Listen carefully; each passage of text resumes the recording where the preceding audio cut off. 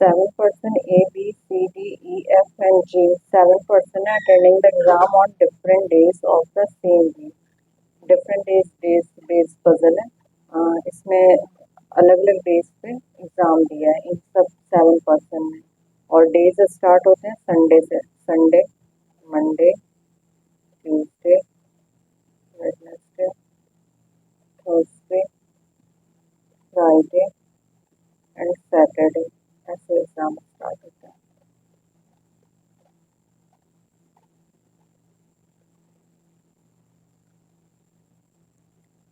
C attends the exam on one of the day after Wednesday.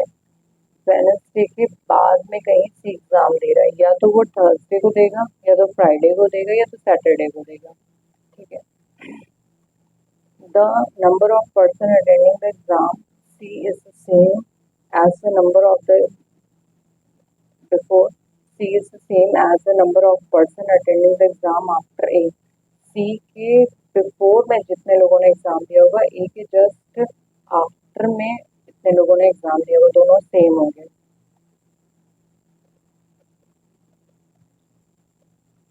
Only 2% attend between A and G. A और G के बीच में खाली 2% attend करते हैं exam, only 2। And F attend 2% before E. E के second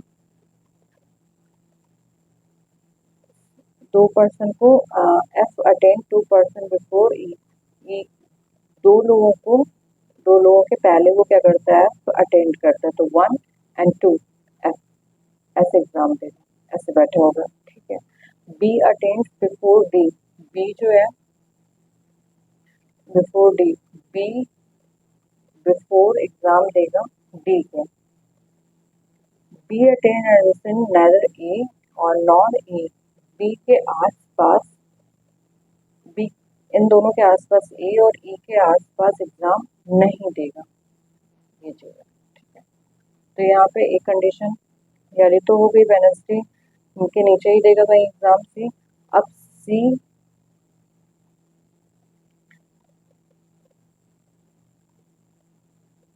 के Wednesday the number of person attending the exam before C is the same the person of attending A.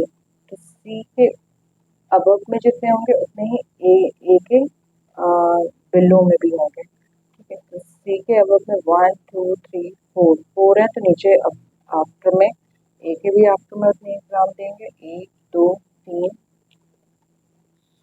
4, यहाँ पे आ जाएगा A। C के इसमें इस केस में C के 1 2 3 4 5, 1 2 3 4 5 C, ये 3 केस बनेंगे। ये हो गया हमारा। अब आता है ए और जी के बीच में 2 लोग बैठे हैं, यहाँ पे तो बैठ नहीं पाएंगे, यहाँ पे भी नहीं बैठ पाएंगे, इसके नीचे जाएंगे 1 2 G, 1 2 G, और यहाँ पे आएगा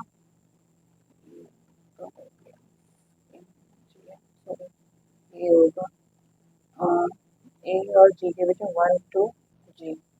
अब ये भी हो गया कंडीशन।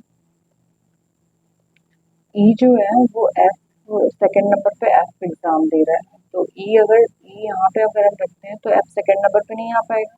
ई अगर हम यहाँ पे रखते हैं तो आ जाएगा, एक एफ 1% और एफ। ठीक है। यहाँ पे 1% था और एफ था, अगर यहाँ पे भी रख देते तो भी नहीं आता, तो इसलिए यही केस सही रहेगा इसमें। अगर यहाँ पे ई रखते हैं तो सेकेंड नंबर पे आ नहीं पाएगा, यहाँ पे रख के देखते हैं तो भी ई रखेंगे तो एफ आ नहीं पाएगा, तो इस केस में तो यहाँ पे नहीं होगा। फिर अगर इस केस में यहाँ पे एक चीज़ हो सकती है, ई और एफ यहाँ पे ऐसे रख सकते हैं। ठीक है, ये हो सकता है। फिर उसके बाद इस केस में देखते हैं, अगर हम ई को यहाँ पे रखते हैं तो एफ नहीं आ पाएगा, ई को अगर यहाँ पे रखते हैं तो आ जाएगा 1 2 एफ, सेकेंड नंबर पे एफ आ जाएगा। ये हो गया। अब कह रहा है जो बी है वो डी के ऊपर कहीं एग्जाम दे रहा होगा, तो यहाँ पे डी हो गया और बी भी हो गया। और एक केस ये भी कह रहा है कि बी जो है वो ए और ई के अगल बगल नहीं होना चाहिए, तो ई के अगल बगल तो बिल्कुल भी नहीं है, तो ये केस सही है। इस केस में देखते हैं, इस केस में कैसे होता है, बी और डी, डी अगर हमने यहाँ पे रखा और बी हमने इधर रख दिया तो बी किसके आसपास आ गया, ई के पास आ गया, तो ये तो गलत हो गई, ये तो केस गलत हो गया। अगर हमने यहाँ पे रखते हैं डी को और ई को यहाँ पे बी को रख देते हैं, बट ये ए के साथ आ रहा है तो ए के साथ भी मना कर रहे हैं, ए और ई के साथ तो रहना ही नहीं है, तो ये भी गलत हो गया केस, तो ये आपका केस सही होगा।